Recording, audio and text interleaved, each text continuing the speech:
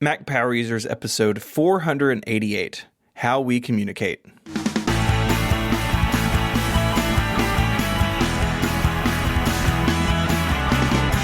Hello and welcome to Mac Power Users. I'm your host, Stephen Hackett. And I didn't realize until I read that first part out loud that the title and the episode rhyme this week, which is kind of a charming way to start, don't you think, David? I think that's the way we need to start every show for now on for the next 400. That's a big promise, and we only have so many digits. Like we're going to run out of rhyming words quickly. I think that should be your job. You should be the one to come up with it. Oh, man. I'm not going to endorse that promise, but if it happens accidentally from time to time, I think it's a nice surprise. All right. It's just a fun gift. Okay. Well, speaking of gifts, communication, isn't that a gift every day? Being able to communicate with the world on that little thing in your pocket? It can be. I mean, most days it is. Some days it's not. Not every day. But most days it's awesome. Not every day. Not every day. And that's what we're gonna talk about. I feel like this episode really is sort of a nice capstone of like the last 6 months on MPU, where we've touched this topic a couple of different times in talking about the apps that we use and the services we have, but we haven't really gotten into it. And that's what we're going to do today. But first, I do have a little request for our listeners. David, this isn't for you, so I guess you stick your fingers in your ears and just come back in a minute or two. You always say no the whole time. But as listeners know, we have MPU 500 coming up. We're going to be recording that live at MacStock in July. It'll be out in the feed a couple of weeks later. And I want to hear from listeners looking to have questions asked of David about the show, about how awesome Star Trek is. No, we're not going to do that. But questions about MPU, questions about David's work over the years, things you've wanted to ask him. It's going to be a segment in this show. So there's a really easy way to get these questions to me. You don't have to fax them to me or anything, but you can just tweet with the hashtag MPU500, just MPU500. Make that a hashtag, and I have a little Zapier automation that's going around Twitter and searching for those. There will also be in the forums a thread that I will have up by the time that this episode goes up, where you can ask me there as well, because I know not everyone is on Twitter. Or of course you can always email me as well. We're going to talk about email here in a second, but you can shoot me these emails as well, and I'm going to kind of comb through these and try to pick some trends and topics out of these questions, some specific questions that we can talk about at MPU 500. So I would really appreciate that input, because I, for one, want this episode to be a celebration of our community, and I can't think of a better way to do that if I can't shoot David out of a cannon, which the people at MacStock told me explicitly I could not do that. So with that off the table, I figured this was the next best thing. So if you have any questions about the show, about David's work, please let me know. I'd appreciate it. I think cannon would be kind of fun. Tell you the truth, I think I think it's really important what's at the other end of it. Yeah, the landing part is tricky. Obviously, We'd have a net or something soft, like a jumpy castle, maybe something. But I was told that we couldn't do that. Yeah. So I have to say, in 10 years, I've never had a show of MPU where I had no role in the planning of it. This will be the first one, and I don't know how to feel about that. I don't know if I should be putting something together or. I'm a little nervous, to tell you the truth. Oh, man, you're in good hands. All right. You're in good hands. Okay.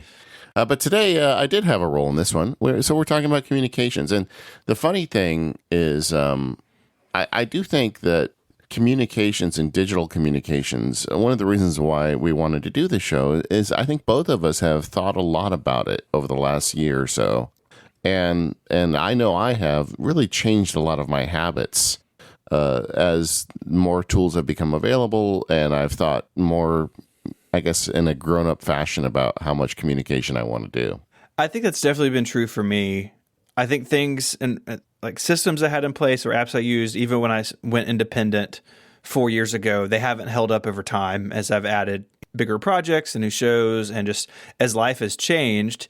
And so I think I'm right there with you, where things that I used to do or assumptions I used to make about how I want to communicate or how I should be available to other people, which is a huge part of this, of, how do I signal to the outside world that you can bother me, and how can I signal that now is not a good time to bug me? Like, all of that stuff is complex, but the technology we have in a lot of ways makes it easier than ever to sort of set this up. But at the same time, technology always brings complication with it. And there's always pros and cons to various apps and systems. And I think a lot of people kind of struggle with like too many inboxes or too many ways in, too many things to check throughout the day. And that is in particular something I really think about as I go around and check my various inboxes, if you will, trying to narrow those down or trying to funnel certain types of communication into certain places has really helped me feel less overwhelmed with this stuff. And I think that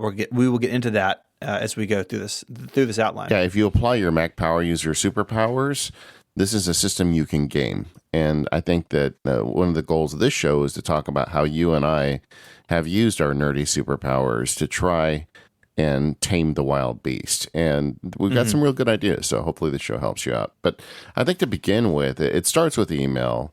The point I wanted to make is it's no longer just email. I mean, for the longest time, digital communication was email. And totally. And so often, I bet when you heard you, dear listener, when you heard the title of the show, you're like, oh, another email show.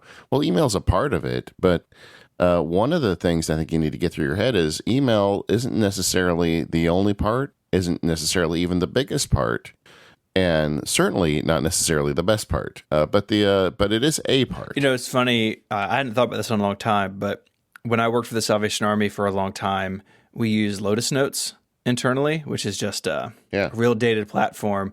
And so digital communication within that organization, at the time at least, was just email, right? Like that was the only official method. And if you had something like instant message or something, it was outside the purview of Lotus Notes and therefore actually like against policy because they wanted everything retained for legal purposes. And I haven't thought about that in a long time because that's so different from how I work today. But I think it's true, especially like in the corporate world where email still has power over everything else. And I think that's why you see services like Slack and others, which we'll get to, kind of trying to disrupt that. But email is definitely the heart of it still for a lot of people. Yeah, but now there's compartmentalization and specialization and communication tools like Slack, like some of the tools we're going to talk about in this episode, where I think if you give some real thought, if you sit down and think about the types of communication you do and what is the best platform for those communications, I think you can actually get a little more sanity in your life.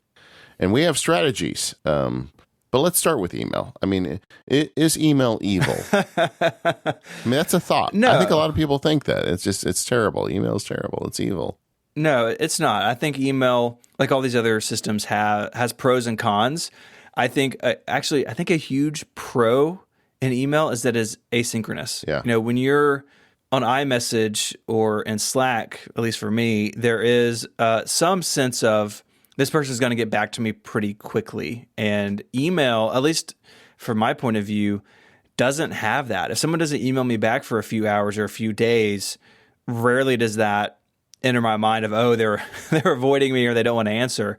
It feels like it's less of a back and forth. And maybe that's not true in every company culture, but I think it's true for the way I work. And honestly, I think that's a pro for email that just quite isn't there in some of these other systems. Yeah, I would argue that it's not that it's just asynchronous, but there is a generally accepted expectation that it's asynchronous. And and I know you said earlier, I mean, we hear from listeners who work for bosses that send an email and then call you 5 minutes later if you haven't responded to the email. And sure, I feel very sorry for you when you're dealing with that because you will never get any serious work done if that's the expectation your company's putting on you. But for most people, I agree. I think there's this general accepting that for lack of a better analogy, an email is a letter in your mailbox, and you're not expected to stop at the mailbox, write a reply, and send it right back before you go back in the house. And I like that. I think that's something that's good about email. It's non-urgent. That is the way. It's in some ways it's a great way to share documented communications, putting my lawyer hat on. I mean, there are things you want to do when you say to people that you want them in a writing. And in the olden days, it always had to be a letter, and now an email is generally accepted. I just had a conversation with a lawyer this morning where he made an agreement with me about something that affects one of my clients. And as soon as I hung up the phone, I wrote him an email confirming that. And now we've got a written agreement on that. And that's something that I need to have. Email is also great because it's got all the pipes connected to it for making items actionable or traceable to later. I mean, I can get an email-based task into OmniFocus with a keystroke, whereas with some of the other platforms we're going to talk about today, it takes more work. So there's a lot to like about email, but there's things to not like about it too, because it's been massively abused by digital marketing, and I'm not talking about the lovely handcrafted MacSparky newsletter you get occasionally, but I am talking about just the flood of unsolicited email that shows up every day if you don't have a system to deal with it. Yeah, that has really increased for me over the years, and I feel like my work email has ended up in some sort of list somewhere that spawns other lists, and it's out of control, and it's stuff that doesn't necessarily get triggered by like my spam filter. Like, it doesn't end up in there. It still ends up in my inbox. That's where something like SaneBox or another system can come in for me and help sort through that. But the signal to noise is the worst, I feel like, in email. I don't, or I should say, I extremely rarely get an iMessage from somebody who I don't know who is unwanted. Part of that is the way I have iMessage set up, which I actually want to talk about in a little while. But sometimes I feel like in email, I have to do some digging through the junk to get the things that I want to see. And that does turn me off to it. I think it turns a lot of people off to it. We all see screenshots of someone having 42,000 unread emails on their iPhone. It's like, what are you doing? Like, well, it's all junk. And if they really need something, they'll find me another way. I see how people get to that, and it makes me sad that that's how people have to deal with it. But it's definitely a con when it comes to email. Yeah, I've used SpamC for a long time. It's a great app if you're using Apple Mail and it works with other third-party apps to kind of filter it out. So I actually don't see most of that stuff.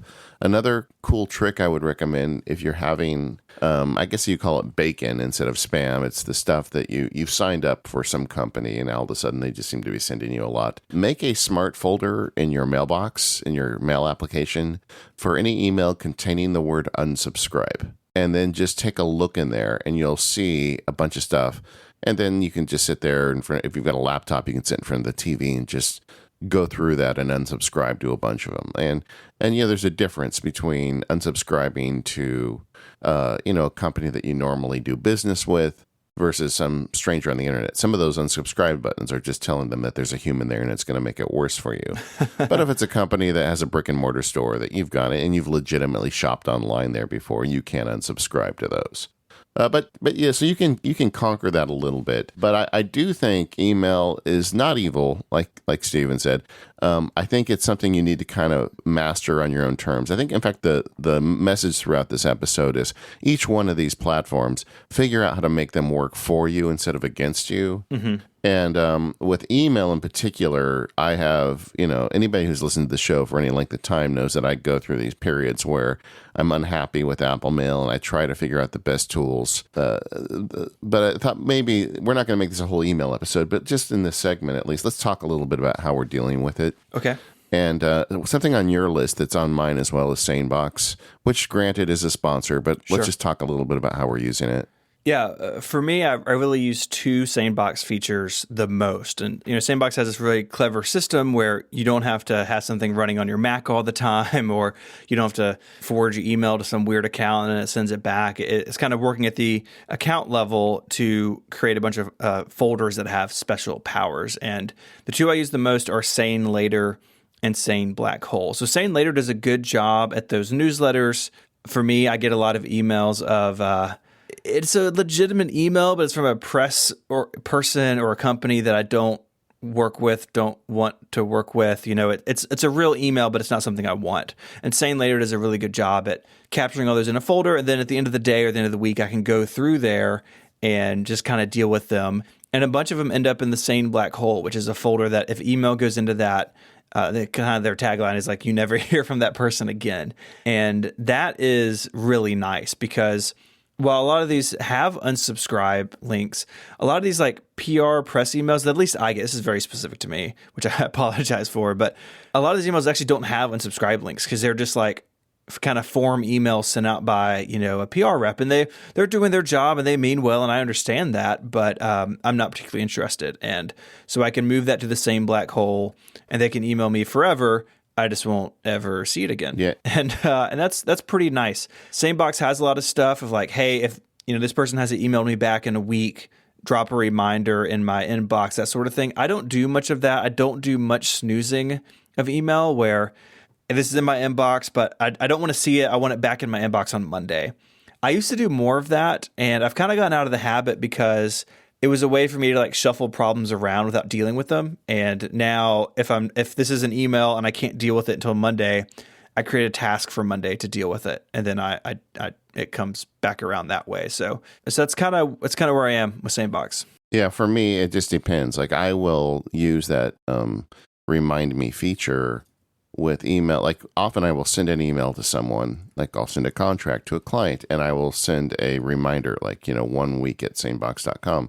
And that way, if the client doesn't write me back about something I sent them, it lets me know, as opposed to me creating an OmniFocus entry. And the reason I do that is because it's so much faster to do it there than to create the OmniFocus entry. And it's just one of those things where it's more efficient. In terms of boxes, I have more than you. Like I even created one for customer feedback because I sell stuff. And I just started putting any email that came in from a customer about feedback into that Sane folder. And it's spooky how good it got at just figuring out when strangers that have never emailed me before send me an email, but it's about feedback or a problem on a product. It's amazing how often they end up in there. So, and the whole idea is getting that signal to noise thing you were talking about earlier. So when you look in your inbox, you see the truly urgent, and then you can manage how you see the other stuff. Mm-hmm. And another thing I wanted to talk about with email is just, I've been on this train for years trying to find the perfect iOS email client. Yeah. I've never really been unhappy with Apple Mail on the Mac because I Apple script the heck out of it. I keyboard maestro the heck out of it.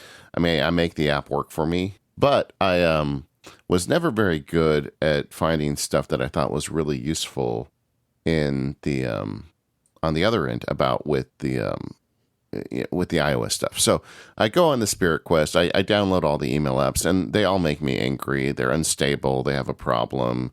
The features they add aren't really that useful, or they're buggy. And I've just kind of found peace with it, Stephen. I mean, I feel like the last 6 months where I'm just using Apple Mail. And one of the things I decided to do was I'm going to stop using my phone as a email device. Okay. And so to get to mail on my phone now, you've got to open a folder and go to the second page of it. And so I don't look at it, the icon at all. If a client texts me, I just had yesterday a client text me and say, hey, I need this thing. And I sent it to them like a week ago. So I went ahead and dug out, and I was out with my family.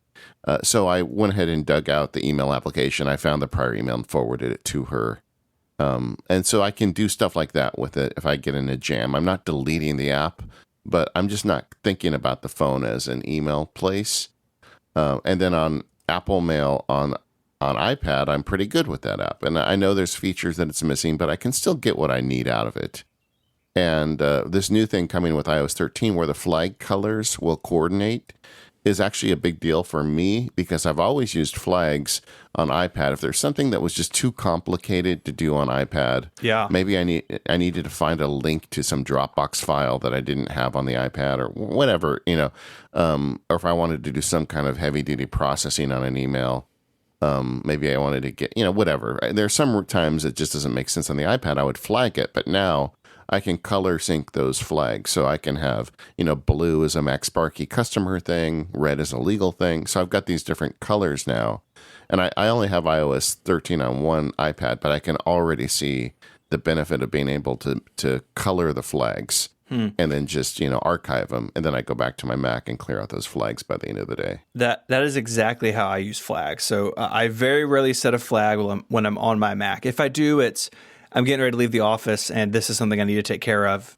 Not necessarily immediately, or again, I would take the time to put it in my task list, but This is something that you need to look at when you get back. But most of the time, I'm out on my phone or on my iPad, and this is a little more involved than what I want to get into in my current context. Or maybe I need a file that's just on my desktop, or sometimes it's just nicer to have a big screen and a keyboard to kind of deal with something. And so the flag is just a little notification of, hey, this is something you need to do when you're in the office. And I use them pretty sparingly. So when I know if there's a flag and something in my inbox that it is important, I don't hand those out very freely. Yeah. And it's a nice way, just like a little note to myself in the future.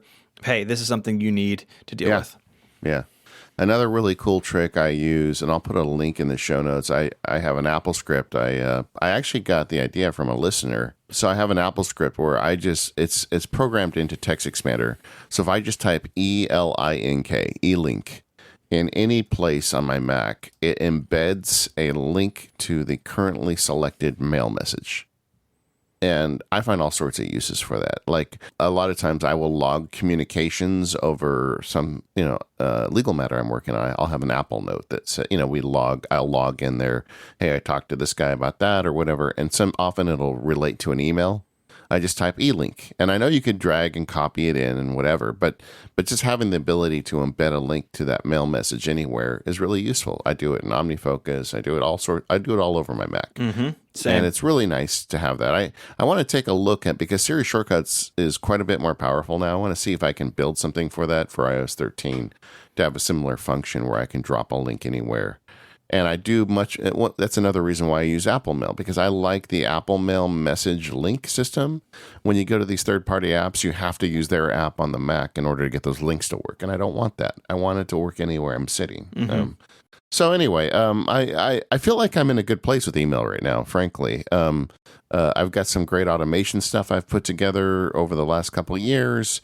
I'm not going to keep looking over the fence at other mail apps until somebody tells me there's something amazing out there. Of course, I will look at it. But you're only human, right? Yeah, I know, but that's just me. I mean, that's why you listen to the show, right? Because I always run down those rabbit holes. But but in general, I feel like I'm getting good work out of Apple Mail. And one of the keys for me was that decision to say, why am I even thinking about trying to have a good mail experience on the phone?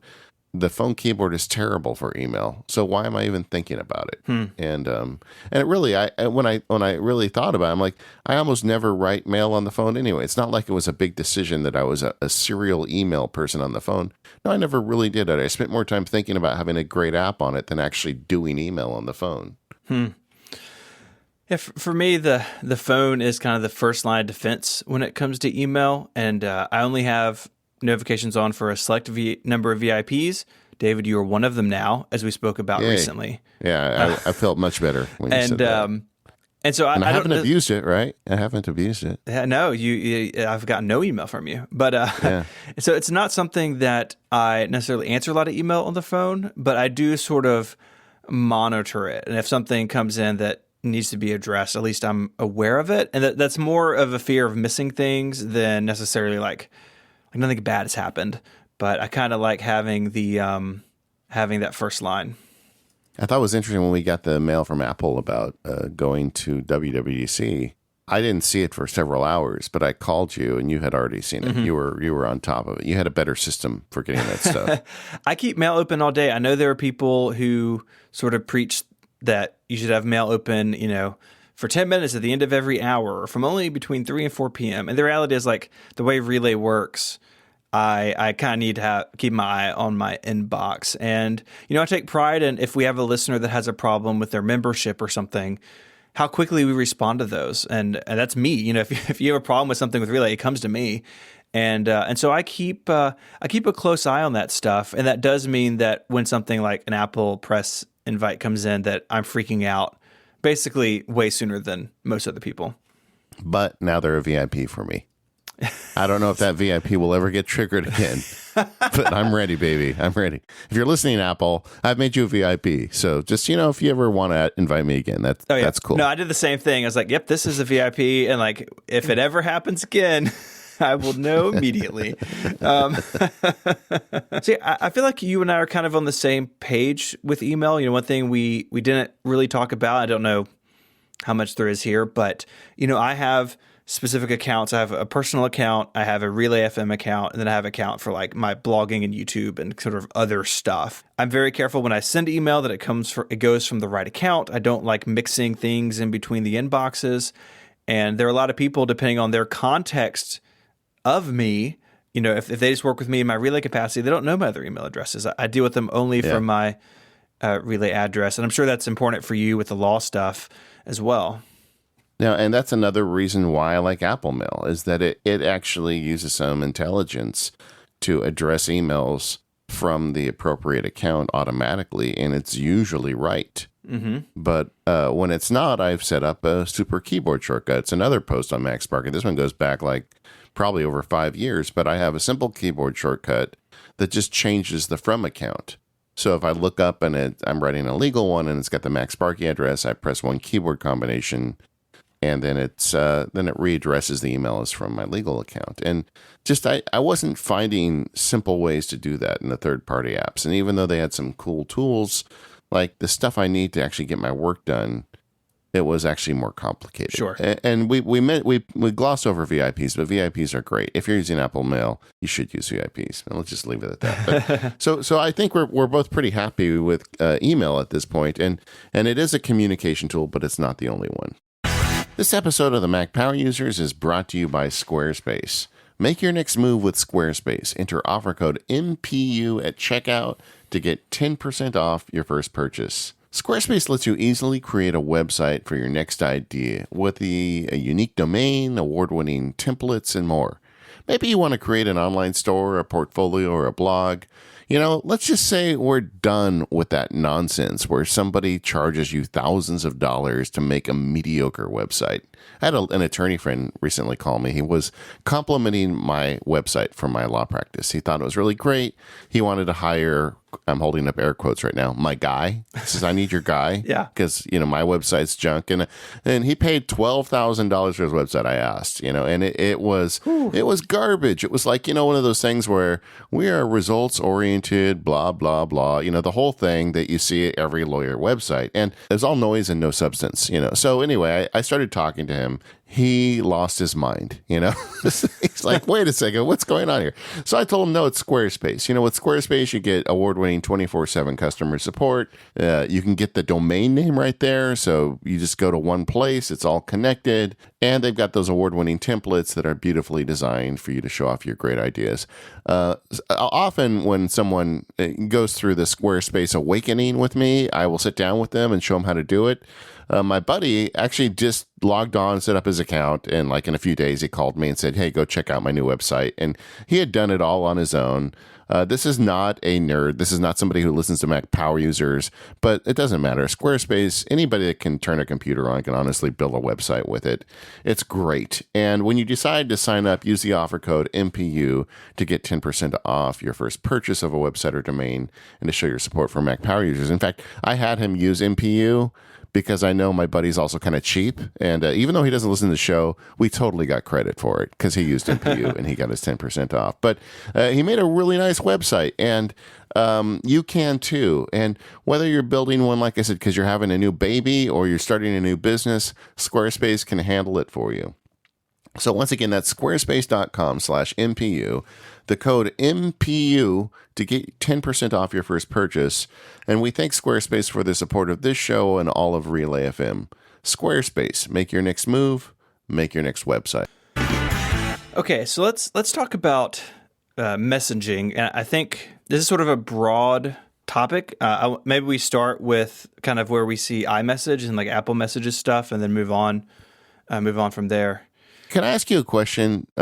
Sure. I mean, when did you first realize that it was something that you need to be doing? Because I distinctly remember. I'm wondering if you do too. I do too. I remember extremely specifically. I grew up in the AOL Instant Messenger era, which will date me depending on what side of my age you're on. Yeah. But and I remember signing up for my first AIM account basically the day I moved into my college dorm. We didn't have internet access at home in high school. I just had it, when I was at school, so I didn't have any sort of messaging account. And at that point, my friends had been on AIM for several years, and it just instantly opened up a world to me to keep up with people and talk to people just on my laptop, my friends who were now scattered to the wind for college. I remember it very distinctly. And in that era, text messages were something that you had to pay for. You got minutes and you had a number of texts. And if you went over it, your bill went up. And so I didn't really send hardly any text messages for a long time. It was all AIM for years and years. Yeah, for me, it was my family. My wife is Filipina, and we have a bunch of Filipino friends that always come over and visit, and a lot of them have relatives back in the PI. And so this is like years ago, but they would come over and they would text message constantly because that was an easy way to communicate with their family and friends back there. And then like the same week I was in the middle of a trial. I don't know. Like I said, this is probably 15 years ago, maybe longer. When I first started practicing, whenever, witness management is always like the hard thing in trial. You've got someone back at the office who's calling the witnesses and trying to make sure they're not stuck in a traffic or whatever. And the guy in the black robe is saying, hey, where's your witness? And then you're in trouble if the witness isn't there. And so we would get these breaks and you'd run out of the room and you'd like use the phone. You'd be calling people all the time to try and figure out where they are. Mm-hmm. I don't know how people did it before cell phones, but but then I realized, wait a second, my assistant back at the office can be doing all of that for me, and she can text me in court because it's not, it doesn't make any noise, and I can have updated information all the time. And it was like the world opened to my brain. I don't know why it took me something like that to figure it out, but. But text messaging is more than just, asking, your spouse to pick up cookies on the way home from work. It's, I mean, that's the most important part, perhaps, if you're hungry. But yeah, right. That's true. Yeah. Yeah.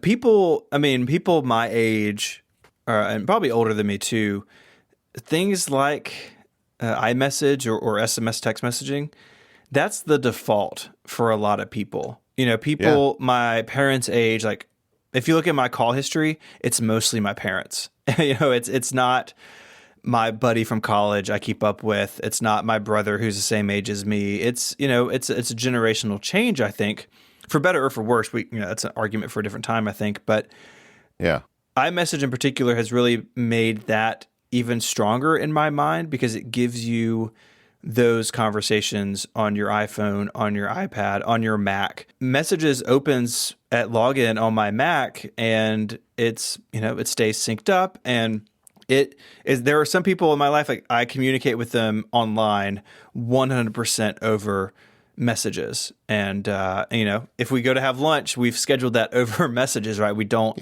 necessarily talk on the phone. And I think Apple's done a good job with what they've done with the Messages platform as a fun, like kind of a fun superset on top of regular text messages. Yeah, I mean, I think there's a lot. I mean, we complain about Apple often on the show about different things, but I think Messages is one thing they've really got right. I mean, I think the security model with the end-to-end encryption is great. I think the way they've tried to allow you through both emoji and Memoji and, all the other things they've added to it to allow you to get a little bit out of that one dimension that you get with text, making it fun. And obviously that's because a lot of people are using it. They know everybody's using it, but they've put effort into making messaging better. There's a couple things about messaging that are different than email that I wanted to discuss. And one of them is to kind of go back to the idea of asynchronicity, the idea that when you send a message, you expect a reply sooner than you do with an email. And I'd actually like to question that because I know a lot of people have the expectation of an immediate response, but I don't. And so that's one way I try to control things is I don't feel compelled to immediately respond to messages. I do leave the badge on. That's one of the few apps that I badge, but so I will get to it. But I was just out with family shortly before we recorded this a few days. It was Father's Day, and I was out with my kids and I was having a good time. And I had a client sending me some messages, and I looked down, saw who they were from. I didn't read them, and I just left them there. Mm-hmm. I'm like, no, this is a day for Father's Day. I'm not going to be dealing with this right now. So I do question the idea of immediate response with messages. Yeah, that's a personal thing. I think, I definitely have other people in my life who feel the way you do. And then I've got other people who, if I send them a message and they don't answer pretty quickly, I was like, oh, what's wrong, because they're fast. And I tend to be on the faster end of things as well for whatever reason. But Messages does make it easy, if you just want to glance, especially if you're wearing an Apple Watch.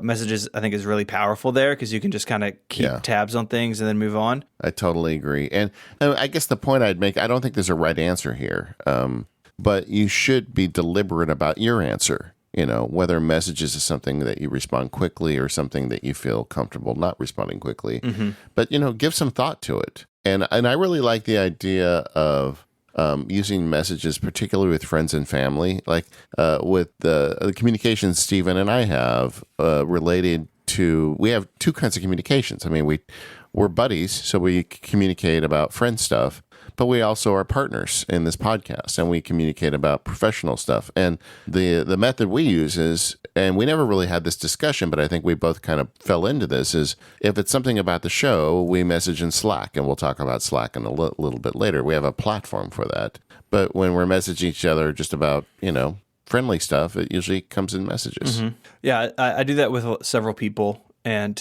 it means a lot. It means like clarity for me. Are we talking about work? Are we talking about friendship stuff? And things can kind of get overridden one by the other. And so it's nice to have separate lanes.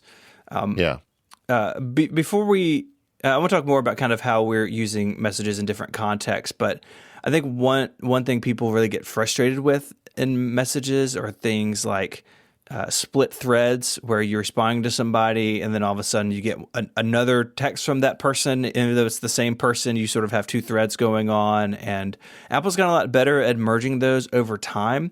Generally, what's happening there is that someone's quote caller ID in their Messages settings is set incorrectly. The way I use Messages is I just have my phone number enabled. You can't send me an iMessage to an email address that I own. I won't get it because I don't have those emails enrolled in iMessage. And that has a couple of benefits. One, it's not, my email is public, and the email that I use for iMessage is pretty easily guessable. And so I don't want random people messaging me. I had that happen twice years ago. And I was like, nope, turning this off. There's a privacy thing there, but also it means that if I start a new thread with somebody, it's always going to be from my phone number. And so I don't run the risk of creating these fractured threads. But for instance, my dad for a long time, his phone was set up to send from his phone number, but his iPad was set up to send from his email address.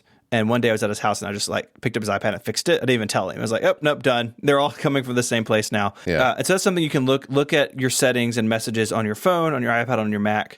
Make sure that you have the same number or the same email address. They're all checked. You have them in the order you want them. And then another feature that I actually really like, and it's new as of, I don't know, maybe a year ago, is Messages in the cloud. And this was a new feature that was supposed to come out with iOS 12, and then it was a little bit later. But it does a better job at syncing message history across devices. It used to be that you'd pick up your iPad, and if it had been offline for a while, maybe in your backpack, it wouldn't have your most recent messages. And Messages in the cloud does a better job at keeping those in sync. It's not perfect. I've had it hiccup a few times, but it's better. And now the Mac still does the silly thing that when you log into your Mac, Monday morning, all your messages are going to zip around, and the sidebar is going to change a bunch as it loads in 3 days of messages. I wish they handled that more gracefully. Yeah, and you get notifications just pour in. Yeah, yes. They should make that better on the Mac. But I do feel like I can go from my iPad to my phone to my Macs much more fluidly and quickly, and Messages is always synced up. And so if you haven't tried that yet, I think it's worthwhile if all your devices support it. So you got to be on iOS 12, and I think Mojave. I think you have to be on Mojave to support it. But it's a nice feature. It's one that makes it kind of makes the benefit of Messages being cross-platform makes that stronger. And it's a feature that I really like, that I can be having a conversation and pick it up later on another device. Again, just like email, just like Slack, just like something else. And I guess a related point I'd make is, if you haven't been paying attention, Apple Messages has a lot of features. Mm-hmm. We could really do a whole show on that. Maybe we will at some point. We're not going to do it today, though. We've got a lot to cover already. But if you use Messages, you should learn those features, because the threading, the group messaging, there's a bunch of stuff in there that you can really help manage communications. I mean, one of the messages I'd like to get out of today is this stuff is in your control. You can ignore threads and messages. There's things you can do to make this more manageable and more on your terms, but you just got to learn those features. One of the challenges I have with messages, like I like them for friends and family. Try not to do business through messages because it's really hard for me to process that on the legal side. I can do it. Obviously, I know the share button exists and I can put them into OmniFocus tasks and do other things with them. But it's just more difficult than doing it through mail or through some platform like I use Basecamp and I just don't really like the idea of clients sending me substantive communications via text, so I try to avoid it, although fortunately a lot of them have my cell phone number, so some of them feel free to do it. And then that causes all sorts of issues. Sometimes I have to screenshot things, sometimes I have to, like I said, share the message and do all kinds of other nonsense, but so I try to avoid that when I can. That is one thing about the messages I'm not a super fan of. Yeah, I can see that sort of use case being not as nice as something like email, but I think for people without that need, I think people, again, it just comes down to maybe where you are. Maybe it's age, maybe it's culture. Like here in the U.S., messages dominates, but in most of the rest of the world, platforms like WhatsApp and even Facebook Messenger and others dominate, right? So it's all relative to a degree. But I think some things we've talked about, like speed of response. I think something like read receipts, having those on or off, that sets an expectation for the other person. So I have read receipts off by default on all of my devices. And on iOS, you have a little more fine-grained control. On the Mac, you can go into like a thread or go into a person and hit details, and then you can say send read receipts per person. So on the iPhone and iPad, it's a little bit simpler. I have read receipts on for my wife and I think maybe Mike, but that's it. Because very often I am recording or I'm doing something that if there's going to be a delay, like there is some sort of expectation, some sort of cultural thing where, you have your read receipt on, so I know you read it, but you haven't responded yet. And again, maybe that's an age thing or whatever it is, but that's a weird space to be in. And so I just don't want to put people there. And it gives me the freedom to answer much later if I need to. So I have those off for just about everybody. And that's something too, that if you have them on by default and you feel like you're sort of overwhelmed or feeling like you're kind of drowning in messages, that may take some of the pressure off. I would encourage you to explore unchecking that box and leaving read receipts off for a while and see how that feels. Or even muting threads. Like we all have those like noisy family iMessage threads. Messages lets you mute those. You can go into the detail view and you can set do not disturb on an individual person or a thread. And that has been a lifesaver for me. My wife's entire family communicates via iMessage. And like leading up to Father's Day, for example, it was chaos. And I was like, well, I'm just going to put this thread on Do Not Disturb and I'll catch up on it in an hour when people have decided what we're doing. And that can be a real lifesaver too.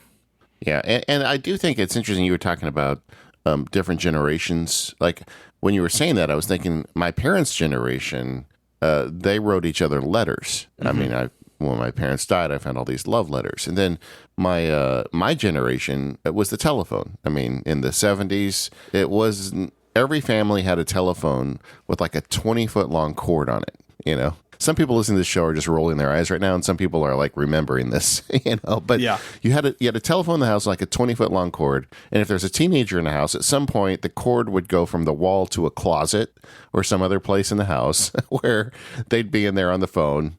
Talking to their friends or boyfriends or girlfriends, and that was how they got privacy. You just saw a cord stretched into a room with the door shut, And then the new generation is text messaging. I have to wonder what my kids will with the next there'll be neural implants or whatever. There's no telling. But the interesting thing is you lose a degree of emotion out of this new communication device with messages. This is the point I guess I'm getting to is even though text messaging is great and it's superior in many ways, it's also inferior Yes. in the idea of context. And you can solve that with some of the issues like emoji. Katie and I used to always battle about emoji, but I do think they serve a role. When I send a question to somebody and I put an emoji to it, a lot of times it helps get across whether it's urgent or not urgent, or whether I'm mad about them not answering my question, or I'm just, asking them, or, you can actually convey a certain degree of emotion through emoji and some of the other stuff Apple's added. And I think you should use those tools, but you should also be aware of when those tools are not sufficient. And even you and I have had conversations or messages or Slack where at some point, and I'm usually the one to initiate it, to say, hey, can we just get on the phone real quick? Yep. And a lot of times you'll find out that you've started a conversation in one mode in messaging that needs to go to some other mode. Yeah, I think that's absolutely right. I find myself doing that sometimes with work. If we're in Slack, I'm talking to somebody and it's getting complicated, or, I feel like there's a gap in our communications. Like, hey, I'm going to hit the phone icon and pick up, and we'll just talk about this for 30 seconds and kind of clear the air. And that could be a really a really useful tool. Again, it's not one that comes naturally to all people. It certainly doesn't come naturally to me, but it's good that you can kind of fall back to those other methods. And I think, even in talking about any of this, right, there are things when someone in real life says, hey, can I ask you about this? And I say, hey, email me. Or on occasion, a family member will want something complex via a phone call. Like, what? Just, send me a text or send me an email so I have what you want in writing, and then I can work on it. I'm not afraid to move between mediums when I need to. I should be better at it, to your point, but I think that that's something. I don't think any of us should feel locked in the communication sort of mechanism that the conversation started in if the conversation is better suited elsewhere. I think that's totally fine. I think most people get it. I think most people would understand that, hey, we need to shift gears a little bit. I don't think there's anything wrong with that at all.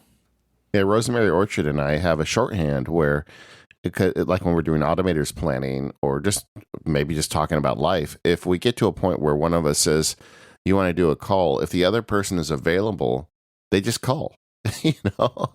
She's in Vienna, so we have to do a FaceTime audio. We can't do a telephone call. But so if one person asks and the other person's available, we don't even text anymore. It's just the call comes through.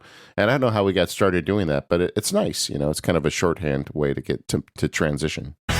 This episode of the Mac Power Users is also brought to you by 1Password.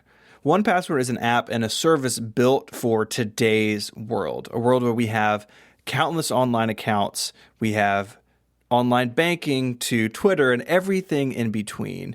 And no matter what end of the spectrum a password or account is on, they all deserve to have their own unique password, because that's what keeps us safe online.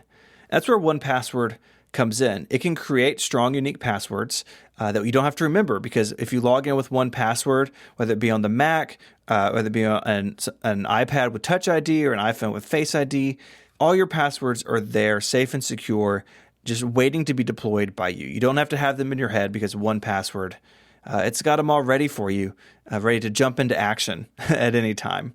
AgileBits, the company behind 1Password, does so much to prepare their customers for challenges they may see out in the world. And this month, during June, they are having a webinar series about business security. So if you have, if you're like me and you have employees and you have team members, and you got to share passwords between them. And of course, 1Password for Teams is a great way to do that. It's what we use at Relay.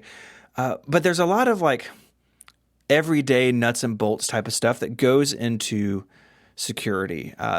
Things like how do you handle if you have a data breach? How do you communicate with your employees about how they're saving their passwords, how they're sharing those passwords?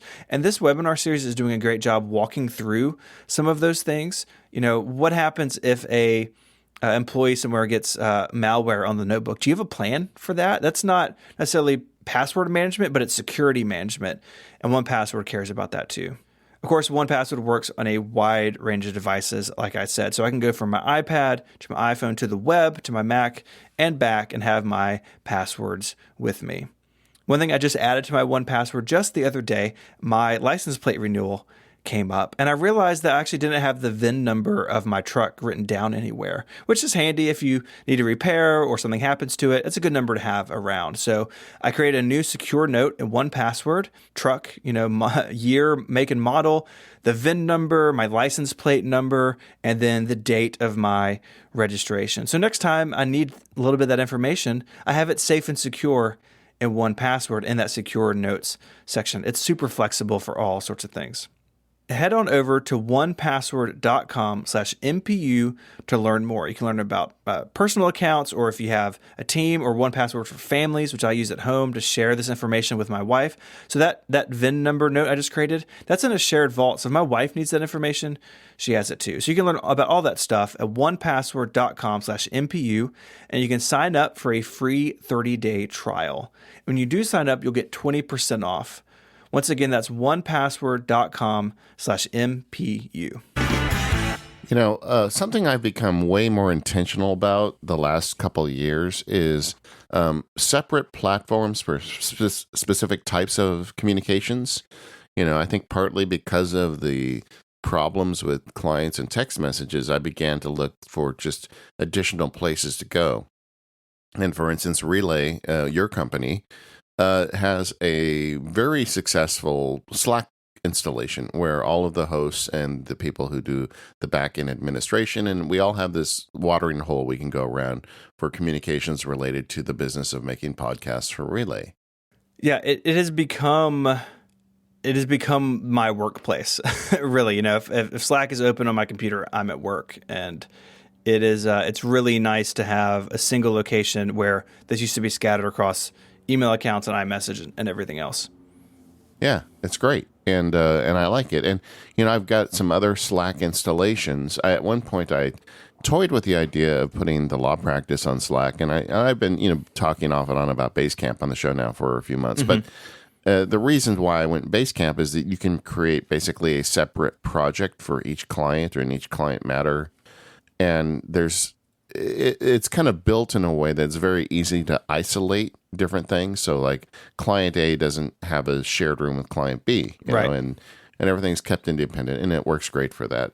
But that's become a separate bucket for me, and it's much easier to track and manage projects through Basecamp communications than it is through text messages. So, it's kind of a successful bucket for that kind of stuff for me. I've also moved a lot of the MacSparky production stuff in there.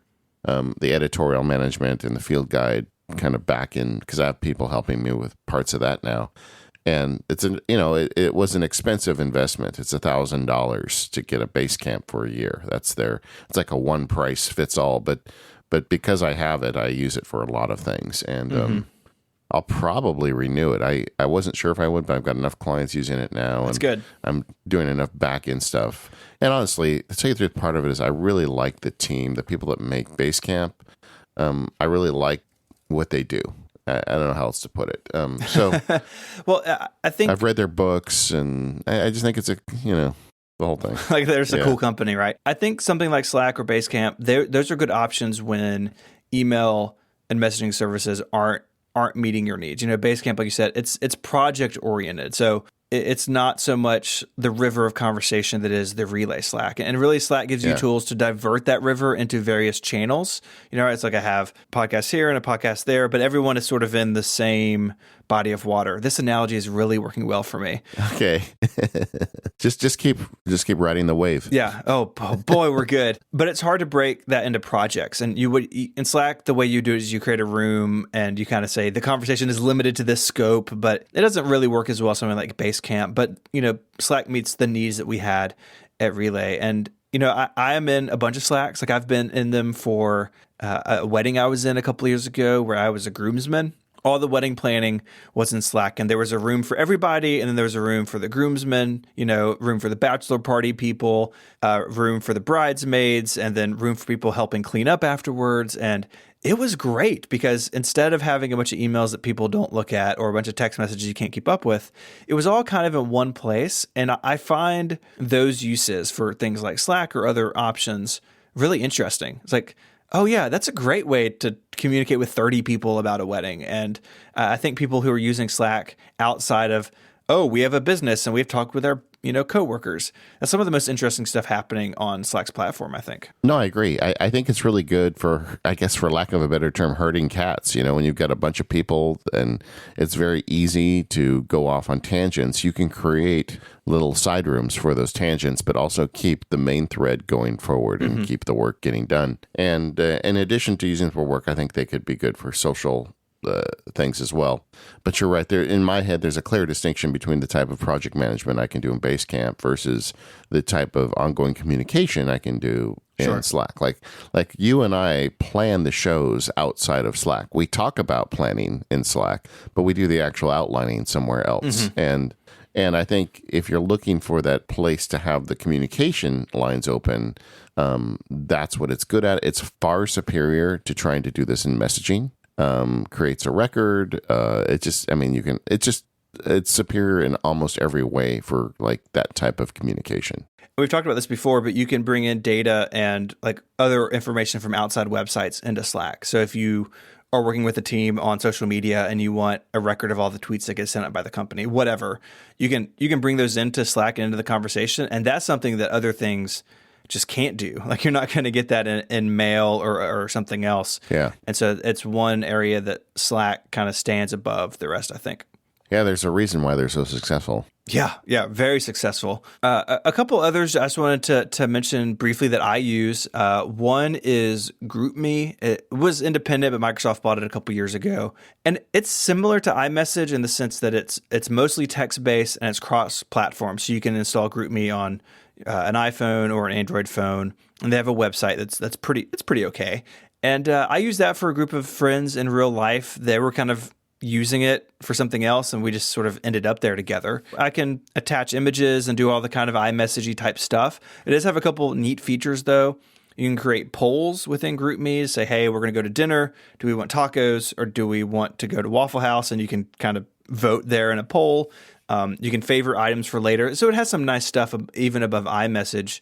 But it's an alternative that I think is actually pretty popular. I think a lot of people are actually using GroupMe because people want the iMessage sort of functionality where, Android is kind of stuck with SMS, and Google has really struggled with having a decent chat platform. They've launched several, and they've really struggled with something good cross-platform. So I think GroupMe is kind of in that space where if your group of people is kind of like half and half between iPhone and Android, GroupMe kind of rides above that divide really nicely. And so it's one that may not be for everybody, but it's an alternative out there. And then, of course, there's Skype, which I use for podcasting. You and I are talking via Skype right now. Skype has text chat and a bunch of other stuff. I basically just use it for podcasting. But again, I know other people who use Skype as if it's their telephone number or who do use it to talk to people directly via text messaging type stuff within Skype. So another option out there if you need, maybe you need VoIP calls, but not on FaceTime. Skype's on iOS and it's pretty okay on iOS. So you have some options there as well. Yeah, we're only at the tip of the iceberg. We could go forever. A seemingly unlimited number of communications platforms out there. Some of them are startups that are just trying to build a big audience. Some of them are very custom solutions designed with a particular type of, maybe it's a security focus or an encryption focus, or maybe it's something where you can draw pictures or play checkers. Well, there's just a whole bunch of stuff that people are trying to do right now to make communication easier. And with all these phones in our pockets, there's an obvious market. Sure. I mean, we mentioned WhatsApp, for instance, which is hugely popular, bought by Facebook a couple of years ago. And it is the platform in a lot of places in the world. Just like in the AOL Instant Messenger days, Europe was using MSN. Right? I don't know how that happened, but that's what happened, and people sort of live within that. And then you have Facebook Messenger, and people message each other on Instagram. A lot of these companies have messaging platforms as a sort of an addition to their main product. I mean, really, you could say that about Apple too. And there's lots of options. Again, it's kind of depending on what system your people are using, the friends and family members you want to talk to. But something to consider, and this is a bigger topic, but something to consider is Well, what about security? Are these things end-to-end encrypted? Not all of them are, and that's something to consider. If you want or need that sort of security, I do. That's one reason I try to use iMessage above almost anything else for my personal work, is that I want that stuff to be end-to-end encrypted. I don't want governments or other people snooping in on that, and that's not true of every option. It's being added to many. WhatsApp has it, and others have added it. But that's something to look at too. Is like, what is the security story with this service? Because we share personal data on these all the time, and it's an important thing to look at. No, I agree.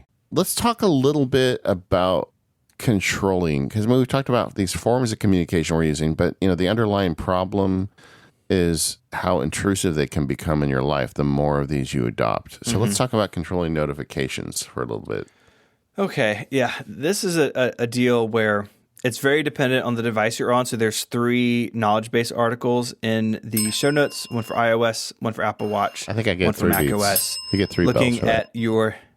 I was kind of waiting. It's like, is he going to ring it? You can set your notifications up independently on your devices. And of course, if you have an Apple Watch, you can do some neat things of, I don't want this to go to the watch, just the phone, or vice versa. So I'll have those links in the show notes. I think the biggest question here, for me at least, the way I think about it is, does this platform and do the conversations I have on it, do they have a right to interrupt my day? Do they have enough importance to interject themselves? And the answer for me, at least, for a lot of them is no. And so while I have in Slack, I'm in a bunch of channels, only a few of them notify me when anything happens in them. And a bigger set have me notified when my name is mentioned. And some of them I'll just see when I open Slack because they're just not as important. Yeah. Mail VIP, being another huge example, right? I don't want iPhone notifications for the 100 emails I get a day. I just want them for the 4 or 5 people that are the most important, and so everything else falls into my inbox, and I'll see it when I see it. So I think that's the question: does this have? And just so we're clear, I'm one of those 4. Yes, you are in it. I feel like you don't believe me that I said I added you to it. I don't know how I prove it. I want to be one of your 4, man. I want to be one of your 4. And I don't think you should let anybody else in. No. The door closed behind you. I see. Yeah. Like, is Federico on your list? I don't think you should let him in at this point. I don't want to answer that. I don't think he is. I do have a rant. Okay. I think that notifications is one of the easiest things to complain about, and I do think it's one of the most solvable problems. Now, dear listener, you're listening right now. Maybe you're driving, maybe you're pulling weeds. I don't know what you're doing, but if you can safely right now, I want you to tie a little string around your finger or put a rubber band around your wrist. I want you to give yourself a reminder that later today or tomorrow, you're going to audit your notifications on your iOS thingies. Just do that for us. Do it for us. We are going to make an improvement to your life right now because this is the easiest thing to solve. And it's the thing that I find so many people never bother to do. And part of it is this inflation of notifications. You get a new app.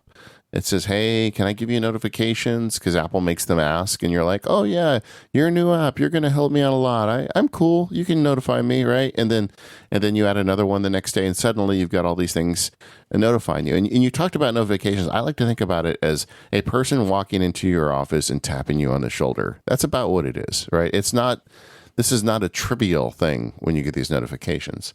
So instead, get out your machete and just stop it. Just go through all of the ones that don't need to notify you. I love what Steven's doing with Slack. In fact, I need to get better at that one about really trimming the actual rooms that can notify me. But so often it's all these apps, You don't need to know, every time something changes in the news unless it's really part of your job. You can check that later. Mm-hmm. Go through and just go at it, gang. It takes literally I would say somewhere between 15 and 30 minutes. And they've made it so much easier now on iOS to tame these notifications. But you could, in just that little amount of time, you will increase the value of your phone and your watch and your iPad to you exponentially, because then the notifications that come to you are ones that actually matter. Because what's happening now for most people is they get so many garbage notifications that they don't even notice the important ones. So you might as well have no notifications turned on for the good it's doing you. But if you just trim it down to, like Stephen, he's got the special people in his life on mail, only the most important people in his life. But you should do that too, right? For your messages and everything. And look, I do this, and I have to go through and do it every 6 months or so. Because I do get the creep when you install new apps, and I'll catch myself realizing, oh, wait a second, I'm getting too many notifications again. Mm-hmm. But every time I trim that list out and just get the ones that are really important, it's like having a new phone. It's such an improvement to the utility. How's that for a soapbox? No, it's good. I think I even needed to hear it. When an iOS app asks you permission, hey, I want to send you notifications, my default is no.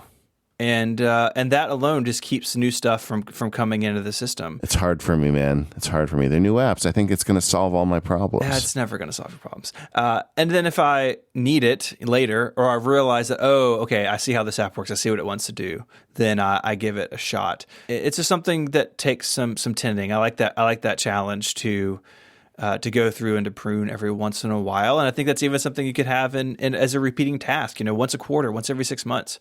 Go through there and check those things because they build up over time.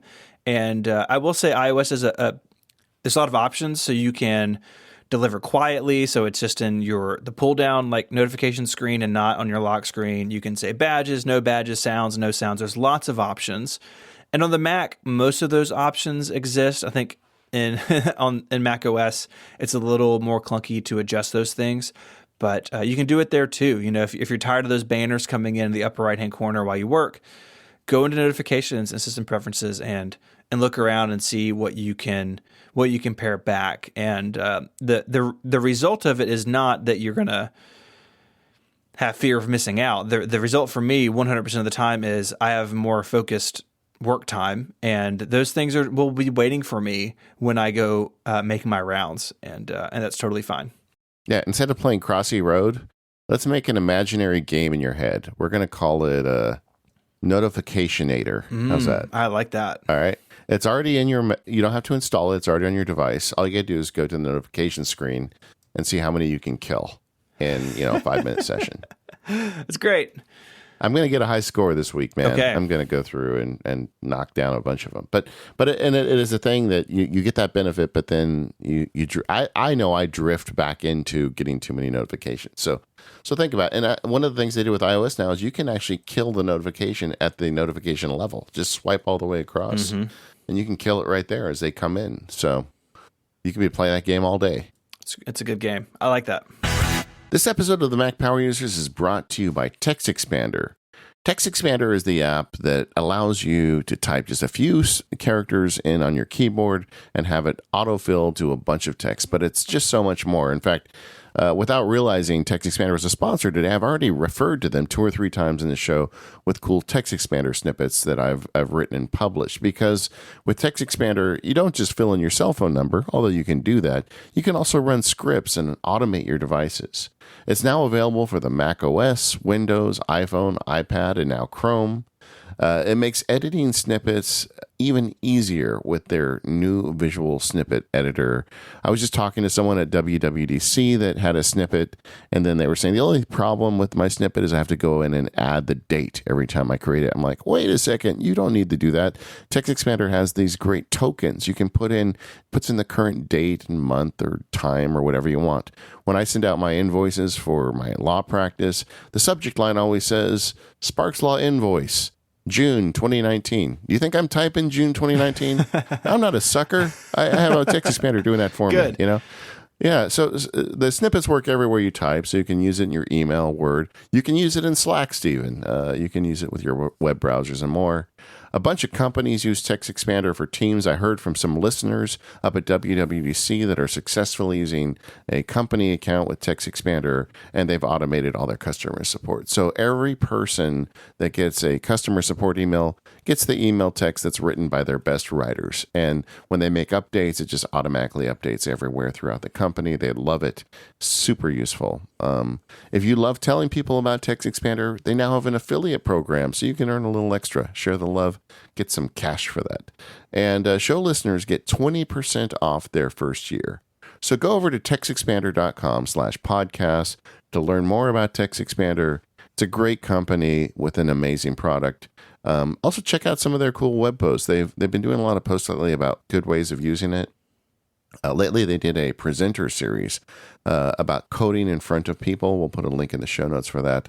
I just love TextExpander. I use it all the time. If I have a device without it turned on, I feel like I've got one of my hands tied behind my back. I even sometimes catch myself wanting to handwrite TextExpander snippets because I've been doing it so long. Doesn't work, unfortunately, but that's my problem. Either way, go check out TextExpander, the original sponsor of the Mac Power Users, and a great service. Thank you, TextExpander, for all of your support. So we spoke about notifications, but there are times where we want to have no notifications. We want them all to go away, and that brings in Do Not Disturb, which is a feature. I don't even know how long it's been around. It's been around a long time on iOS. It's part of the Mac now as well, that can mute your notifications for a set period of time. And before we kind of get into the nitty gritty of it, I wonder what you think about this. This seems like something that you would be into big time. Yeah, I mean, I have a podcast called Focused, so that gives you an idea, right? Mm-hmm. But I do think, and this has been kind of an underlying theme of this whole episode, is that digital communications are great, but universal digital communications anytime you want it is madness. You still need time for deep work. There's this great book by Cal Newport called Deep Work, and I totally believe the premise of the book is that going forward, people who can actually spend blocks of time doing hard work in this age of interruption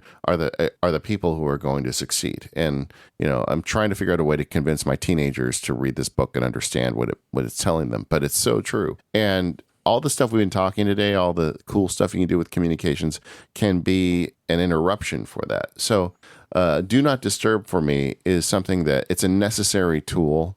I'm glad Apple has continued to make it stronger because you can put a blackout in communications in your day.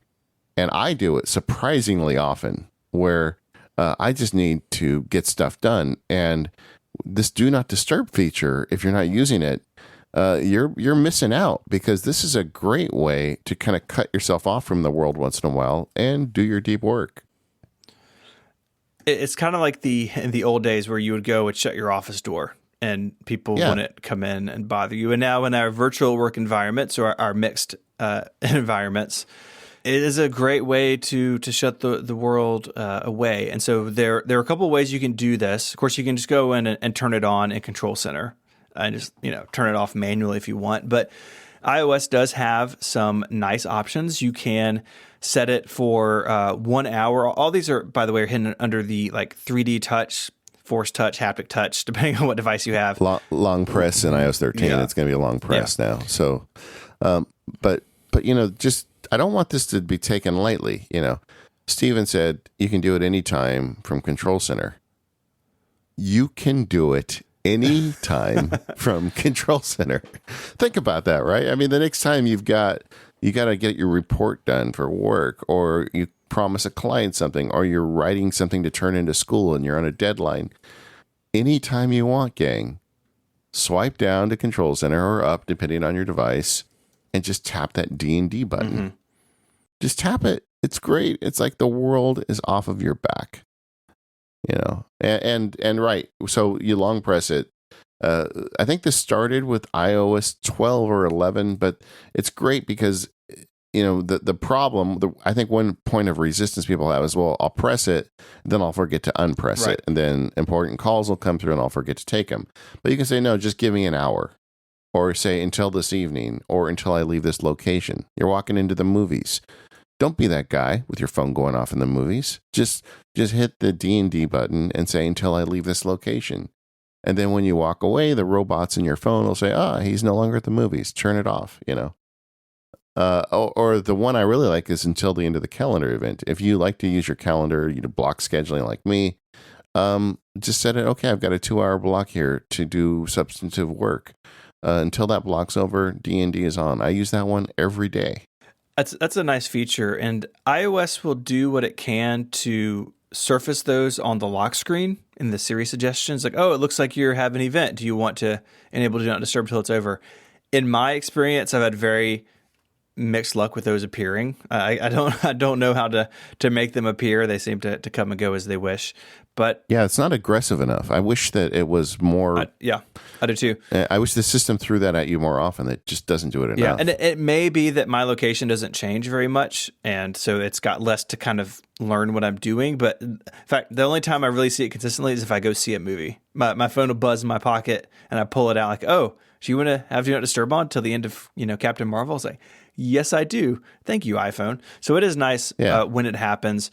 There's a link in the show notes as well to a Siri shortcut that was put together by Federico that basically puts some of this stuff into a shortcut, and you can go in there and customize it.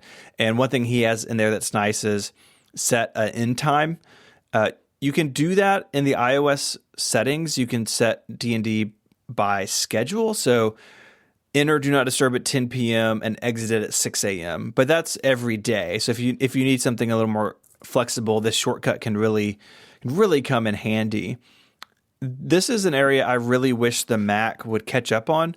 The Mac has basically in some ways, very similar options. So you have a schedule, but you have some Mac-specific stuff too. You can say when the display is sleeping. A huge one is when mirroring to TVs and projectors. So if you're projecting in front of a boardroom, your spouse doesn't send you something embarrassing, and that could be a real lifesaver. But I wish the Mac had some more options around the calendar stuff in particular. And it's my point of view as a Mac-centric worker. But it'd be great if my Mac could just kind of come in and out, Do Not Disturb as things pass on my calendar. And maybe that'll be something that we see in the future. It's not here as of today. Yeah, you can do some of it through Keyboard Maestro, but it doesn't have that vital trigger of set Do Not Disturb on. Mm-hmm. I don't think they have access to that.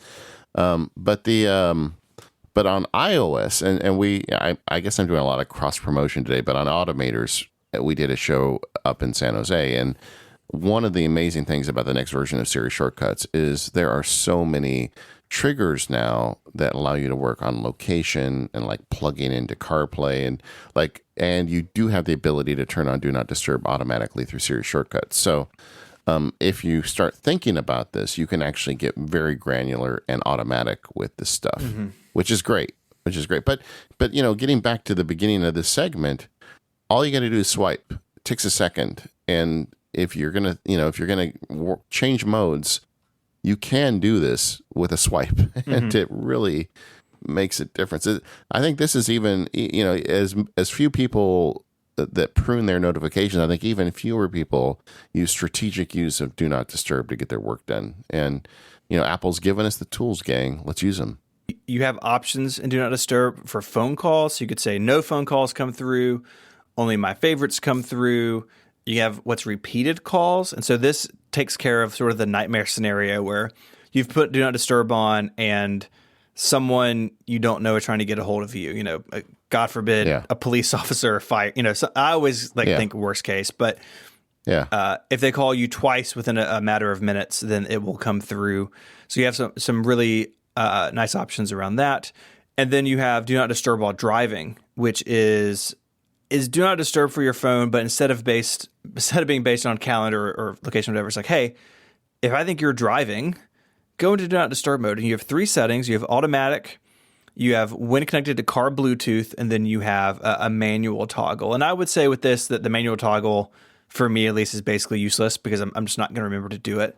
But connecting to car Bluetooth is really nice. I have a story about this. When Do Not Disturb when driving first came out, I had it set to automatic. You run into a couple of issues with this. One, if you're a passenger in a car, it would put your phone in Do Not Disturb, right? Because if you're driving the Bluetooth, because it's I'm in the passenger seat. It thinks I'm Yeah. It thinks I'm in a car. It knows I'm in a car based on speed and that sort of thing. Yeah. But I used to trip it while riding my road bike. So I would be out pedaling away, and I'd cross whatever speed threshold it thought it was in, and my phone would never do not disturb. Yeah. And then I'd miss a phone call or something. So when connected to car Bluetooth, I think is the nice middle ground here, where most of the time if you're driving, you're in your car, you connect to it, it will enter that do not disturb. You can have it send message replies. So someone sends you an iMessage or text message. The system will reply saying, "Oh, I'm driving. I'll let you know when I get there." You can turn that on and off. There's some options in there, but it's a really nice feature. Fiddling with our phones in the car, we all know it's incredibly dangerous. Apple even has a feature where if a phone is under parental control, so if you have a 16-year-old driver, you can enforce do not disturb while driving, and they can't turn it off, which is an excellent feature on Apple's part. Yeah. Out of all of this stuff, this is the one there's a lot of good stuff to harp on in this episode. This is the one that can actually save your life, actually make a real difference in people's lives. It's one that I encouraged all my friends and family when this rolled out, turn this switch on, and you know what? No text message is worth putting yourself or others in danger. One of the nice, because I got a CarPlay unit. In fact, didn't I just see a tweet somewhere where you were putting one in? I've had it in for 6 months, but yeah, Okay. Yeah.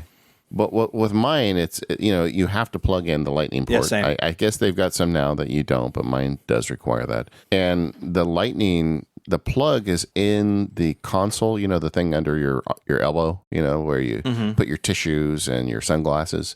So I plug my phone in and just drop it in there, and I shut the lid on it. So, and CarPlay's good enough that's fine. I don't need to, have I don't need to see my phone. I think that's actually safer. Mm-hmm. It is. Because it's literally out of sight. I can't do anything with it.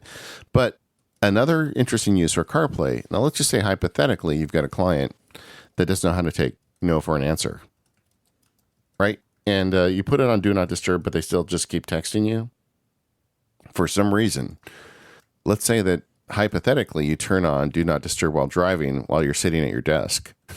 But they get the autoresponder saying, "Hey, I'm driving right now and I can't message." That does seem hypothetically to stop repeated messages from certain people. Just saying. I feel like you've blown your cover, hypothetically. Well, hypothetically, I don't think that person is even a Mac user, so I'm probably safe. Oh, that's great.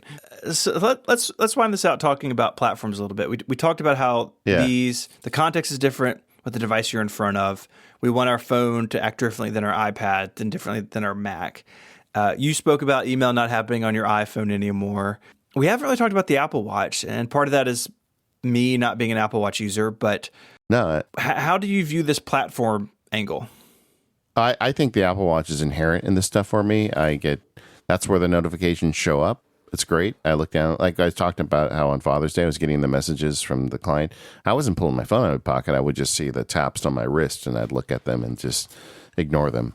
So I think Apple Watch is great. It's a great communication device. If you're, just part and parcel of the phone for me. It's one of the reasons why I feel like I can carry the bigger phone, because it's not as, difficult, because I'm not yanking it out of my pocket every 5 minutes. I've got the notifications coming in on the watch. It's a big deal for me. I think it's one of the selling points of the Apple Watch. For me personally, it's the health and wellness, and it's the notification stuff. I love it. Something we haven't talked about at all. We didn't even do a segment on how do we do phone calls. Isn't that kind of funny? Yeah. We did mention phones a few times, but iOS 13 is going to have a feature where you can just send messages or phone calls from unidentified numbers straight to message. Yes, please. And I'm probably going to have that turned on. Some of my day job stuff, that may be an issue, but even when that's what I do now. Honestly, when a call comes in, I don't recognize, there's not a name attached to it. I let it go to message. And if it's somebody, I check the messages. And if it's somebody I should have taken, I set up their phone number so that doesn't happen again. But I use the phone a lot because in the law job, I negotiate contracts, talk to people, blah, blah, blah. A lot of that you need a phone for. I love the AirPods for that, by the way. So I'm on the phone quite a bit, but in terms of digital communications, I still am very careful about getting caught up on the phone and I try to avoid a lot of the calls, to be honest. I don't do many. It's parents and in-laws, and I have a standing phone call with Mike once a week. But past that, I'm definitely not opposed to a phone call. Like, I think a lot of people my age and especially younger are allergic to it. I'm not that way, but it's not my default, and it's not something that I really think about much in terms of being a problem because I do so little of it. And beyond that, I'm not really platform specific. I remember listening to an episode of Cortex once where Gray was talking about how he only does certain types of communications on certain devices. Mm-hmm. Yeah. And his head, that allows him to kind of segregate things. If I have, you turned on as a notification in Slack, whether I'm on my Mac or my iPad or my phone, it doesn't matter. I'll deal with it wherever it comes in. If it's something that breaks through the system, I won't wait until I'm on a specific platform to deal with it. One thing I would say that I'm disappointed with is the iPhone integration with the Mac, because I sit at my desk most of the day, most days, and I work on this beautiful iMac, and phone calls come in all the time. And every once in a while, I'm like, okay, well, this will be the day that I start answering calls just on my Mac. Mm-hmm. I mean, it makes so much sense. Your hand is on the keyboard. The call comes in. It gives you the little drop in. I just click accept. And then in theory, my microphone, I've got a very fancy microphone attached to my Mac. And so it should be a very good quality call. And the person's voice comes through my speakers, and Apple's in theory, got it all figured out. And I do this on the iPad all the time, and it works no problem. There's never an issue. But whenever I do it on the Mac, it never works. There's some kind of delay or some problem with that protocol where the person I'm talking to doesn't hear me, or the communication is delayed. I never can seem to do a successful phone call on the Mac, and that makes me sad. I've had a lot of trouble with it as well. Sometimes it'll work, sometimes it won't. Most of the time, if I'm going to have a phone call, I keep my AirPods at my desk and really for a phone call. So if someone calls me, I can just pop those in. And the new ones, man, they pair so quickly. I can get them in my ears and answer the phone pretty seamlessly. So I've kind of given up on that. I agree with you. I wish it was better. Yeah, me too. That's exactly the way I solve the problem as well. And I even use on occasion, like sometimes when I'm working on something complicated with a client, I will have, I'll get a piece of big paper out and I'll start mapping it out, or I'm doing stuff, right? And I will use the HomePod, and the HomePod does fine with phone calls. You can do a voice call through a HomePod, and there's no delay, and it's fine. It's just like having a really nice speakerphone in your office. But just the Mac, just for whatever reason, I haven't got the beta running on anything for Catalina. Maybe that's improved, but I'm not holding my breath. They didn't say anything about it. Who knows? Aren't you running the Catalina beta on one of your Macs? I am on a 12-inch MacBook. That's as far as it's gotten. I have not put it into production. That MacBook is like there's nothing on it. Basically, it's just a Catalina install. So I'm slowly exploring it. Next time we do a feedback show, we're going to have to talk about betas. By then, I'll have several more installed, and we can share more. Yeah, the public beta should be here pretty soon, and that's when I'll put it on my iPad. And my production Macs won't see it until probably till the end of August, just with some work travel I have where I need a laptop to record on stage, got to be bulletproof. Yeah. So it'll be a little later for me than normal, but this 12-inch MacBook will do fine for now. I'll probably wait to put on my iMac till you allow me till I get permission from Steven. That's right, yeah. I'm the gatekeeper to Catalina. I will say, even though this is off topic, the iPad is a lot better with iOS 13. I'll just leave it at that. Oh, boy. We're at the end of an hour and a half here, but we'll pick that back up later. Yeah. Because I do want to talk about that. Whew, I feel like we've communicated a lot about communication. Yes, we have. And hopefully, if you're listening, you've got a few tips that can help you out. Takeaways, I would really encourage you to spend time on those notifications, and don't be afraid to swipe down and hit that D&D button. Just try it. It's empowering. All right. Well, thanks to our sponsors for today's show. That's our friends over at Squarespace, Once Password and Smile. We're the Mac Power Users, and we'll see you next week.